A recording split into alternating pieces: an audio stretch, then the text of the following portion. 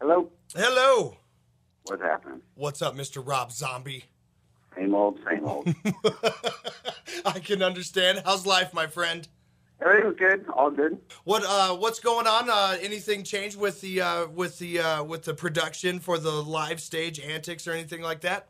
Oh, yeah, it's always different, always changing. It'll be an awesome show.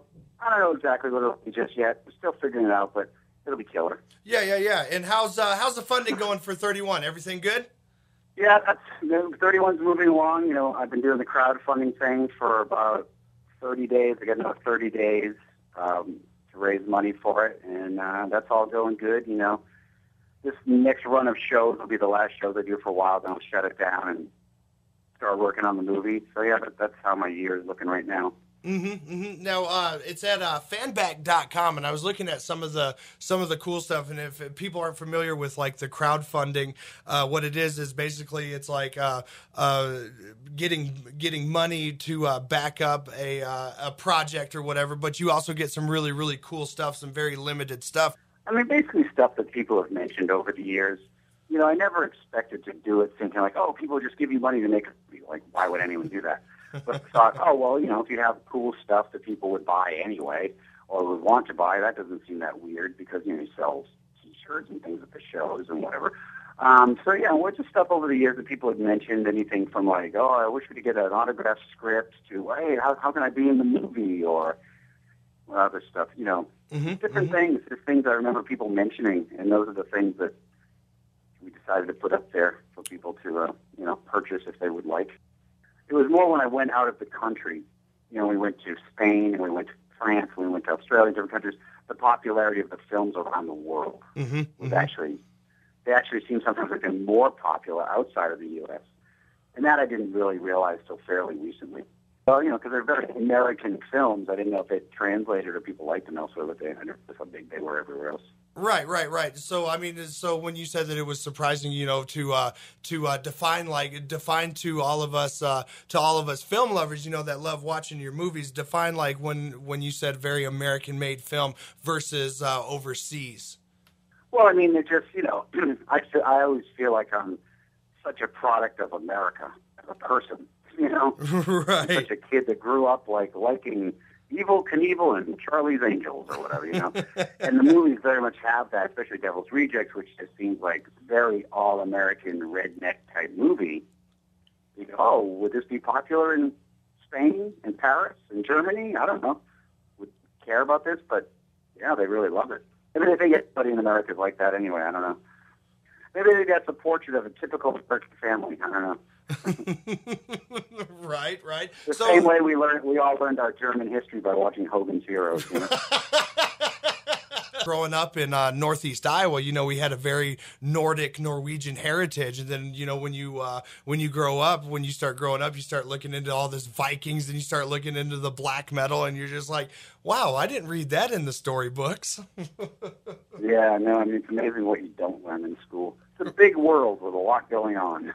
Right, I definitely agree. So with all this big world stuff going on, I mean, are you ever, when you do travel overseas, or you know, or when you're right here in the States, I mean, are you ever just kind of just set back and just going, you know what, this is a pretty kick-ass world that we live in?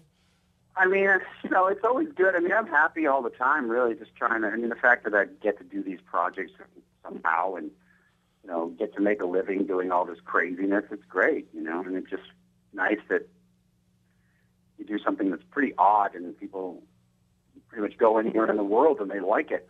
It's pretty strange. Is there tracking for a new album, or is that going to lay low for a while, or what's going on?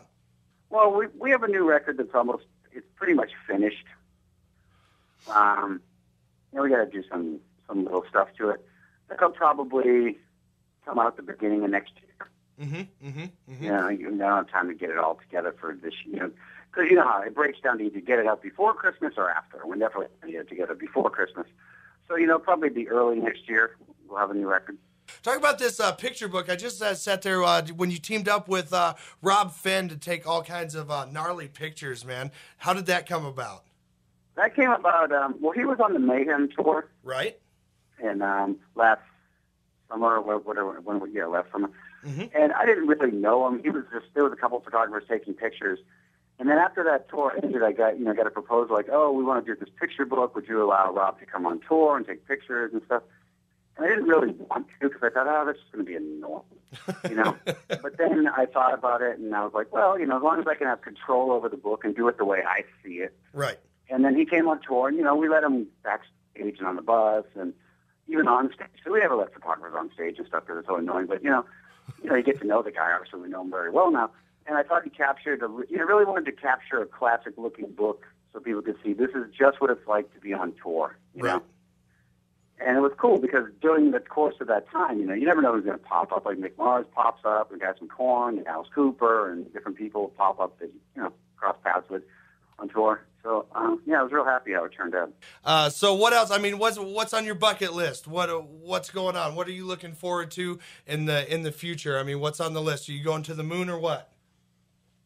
No, I mean, the list right now is already a nightmare. I got to finish this record, and then I got to start this movie, then finish this movie, then I got to go back on tour, put the record out, and blah, blah, I don't know. I don't worry about the bucket list. I just worry about the end of the week list. I can understand. I can totally